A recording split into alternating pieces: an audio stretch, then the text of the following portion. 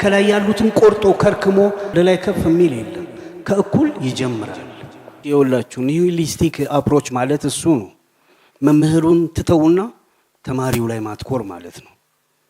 ወደ ኋላ የቀሩ ትውልዶችን በሙሉ ቆርጦ በአዲስ ትውልድ አዲስ ነገር መፍጠር ነው አንዱ መምህር ነው አያችሁ ያ መምህሩ ራሱ ኮንፌስ ያደርግ ነው ይሄኛው ምክንያቱም ቆርጦ ከተማሪዎች መጀመር ስለሚፈልግ ነው የኒሂሊስቲክ አፕሮች አንዱ ስለሆነ ነው መምህራን ይሄ ታላላቅ ሽማግሌዎች አዛውንት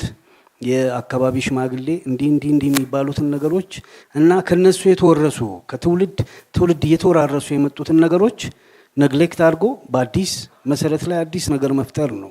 ስለዚህ አዲስ ማለት መምህሩን ትቶ የተነሳ ተማሪ ነው ማለት ነው አይደል እና ለተማሪዎች እንደተስቦ ሆኗል መምህሩ ማለት ነው አሁን ያለው እንደሱ ይመስለኛል አንድ መምህር መጽሐፍ ጽፎ አመጣ ልቦለድ እና መምህሩ አይለይም ከተማሪዎች እኩል የሚያስብ ከተማሪዎች ያማረጠ ገርል ፍሬንድ የሚይዝ ምናምን እንዴ የቶኜ ነው ይሄንን ተማሪ ይሄንን መምህር ሳላዩ የቀረውት አልኩ የለም እኮ ድሮ አባት ማለት ነው አባት ልጁን ሲመኝ ያለው መጎፍነን መምህር ተማሪውን ሲፈልግ ያለ ነው አይደል ህመሙ አንድ አይነት ነው ወክልናውም አንድ አይነት ነው አሁን ለካ ተቀይሯል ምክንያቱም በጥቂት እድሜ የሚበላለጡ ናቸው መምህርና ተማሪ የሚሆኑት ምኞታቸው አንድ አይነት ነው ፍላጎታቸው አንድ አይነት ነው ማለት ነው አይደል ስለዚህ መምህር ሌላ አይደለም አብሮ ከተማሪዎቹ ጋር በደረቱ የሚሳብ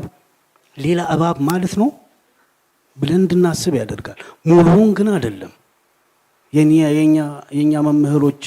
እነዛ በተናገሩ ቁጥር ተስፋ የሚያስቆርጡን በጓደኞቻችን ፊት አንሰን እንድንታይ የሚያደርጉን በሽተኞች ነበሩኮ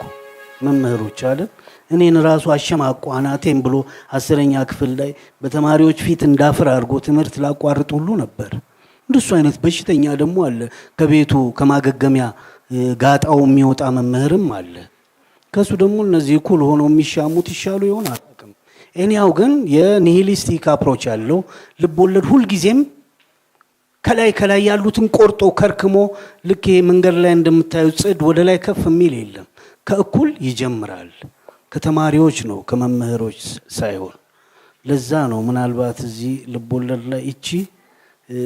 ሰንቲመንት እንድትታይ የተደረገው ለዛ ይሆናል